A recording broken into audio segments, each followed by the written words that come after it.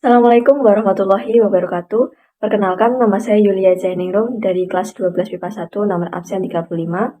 Pada video kali ini saya akan mencoba melakukan praktikum sederhana secara digital atau online menggunakan PET Interactive Simulation dari University of Colorado yang bisa diunduh secara gratis melalui situs www.colorado.edu. Yang akan saya lakukan adalah praktikum mengenai density atau massa jenis. Bisa teman-teman lihat di sini, PET Simulation menyediakan banyak sekali praktikum simulasi, tidak hanya fisika tapi juga ada kimia, earth science, dan bahkan biologi. Kita klik lalu pilih density. Bisa kita mulai praktikumnya ya. Yang pertama, persamaan untuk mencari massa jenis benda itu seperti apa sih? Jadi pada praktikum tahap pertama ini, kita akan menggunakan jenis bendanya sebagai variabel bebas. Di sini disediakan variabel bebas yaitu styrofoam, wood, es, batu bata, sama aluminium. Kemudian kita akan mengontrol volume ini bisa dirubah-rubah. Saya akan mengatur volumenya 7 liter saja supaya mudah untuk dihitung.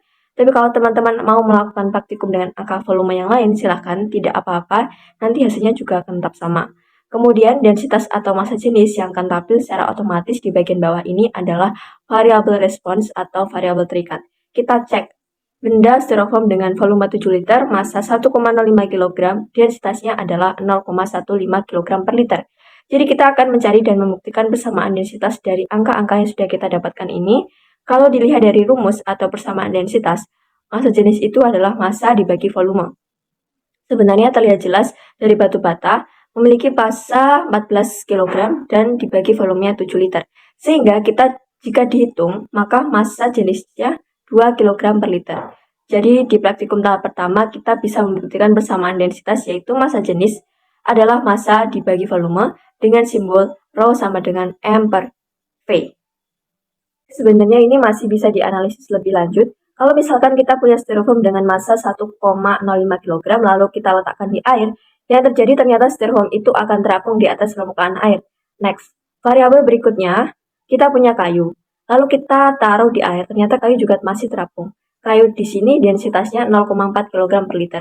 Kita mencoba es, densitasnya naik lagi 0,92 kg per liter. Tapi kalau misalnya kita punya batu bata, otomatis dia akan tenggelam karena densitasnya 2 kg per liter. Ini lebih besar daripada densitas atau kerapatan air. Jika kita punya aluminium, ya otomatis dia juga akan tenggelam. Jadi, densitas itu menandakan kerapatan partikel penyusun suatu benda. Semakin rapat, maka densitasnya semakin besar. Jadi, dapat kita simpulkan, kira-kira benda-benda yang memiliki densitas di atas 1, dia akan tenggelam karena lebih besar daripada densitas air. Dan jika densitas dari suatu benda itu kurang dari 1, kemungkinan dia akan terapung karena densitas air lebih besar daripada densitas benda tersebut. Kita akan coba praktikum selanjutnya, kita klik compare dan bisa dilihat muncul beberapa option ya di sebelah kanan atasnya. Yang pertama kita pilih adalah massa yang sama, tetapi volumenya berbeda. Dengan dimunculkan 4 buah angka, kita coba untuk kubus yang paling besar dengan massa 5 kg. Ternyata dia terapung. Kita coba masukkan kubus biru, ternyata melayang di air. Lalu kubus ketiga tenggelam dan yang terakhir ternyata tenggelam juga. Jadi di sini kita bisa simpulkan ternyata massa jenis itu berbanding terbalik dengan volume. Karena ketika volumenya besar ternyata massa jenisnya justru kecil loh. Untuk massa yang sama ya. Bisa teman-teman lihat ketika volumenya kecil massa jenisnya justru besar. Begitupun sebaliknya.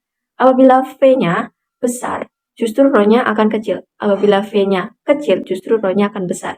Sudah cocok ya sama analisis kita? Akan mencoba menggunakan same volume atau volume yang sama, benda-benda dengan massa yang berbeda. Bagaimana ya hasilnya? Baik, kita coba untuk warna kuning 8 kg, ternyata tenggelam. 6 kg tenggelam juga. 4 kg ternyata terapung, dan yang merah 2 kg lebih terapung lagi.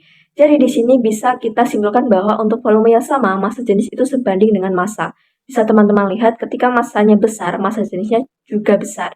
Makanya dia tenggelam. Ketika massanya kecil, massa jenisnya juga kecil, sehingga dia terapung. Di mana Rho atau massa jenis itu sebanding lurus dengan M. Kita menggunakan same density. Apabila densitasnya sama, apa yang akan terjadi meskipun massa dan volumenya berbeda? Oke, kita lihat responnya ketika kita letakkan di air. Kelihatan ya, semuanya sama. Semuanya menunjukkan bahwa densitasnya sama. Buktinya, daerah yang tenggelam di bawah air itu lebih besar daripada daerah yang terapung di atas air. Dan semuanya berada di posisi yang sama. Tidak ada yang terapung sekali, tidak ada yang tenggelam sekali, atau melayang. Karena ya itu tadi, densitasnya sama. Jadi densitas itu tidak hanya dipengaruhi oleh massa saja atau volume saja, tetapi dipengaruhi oleh massa dan volume.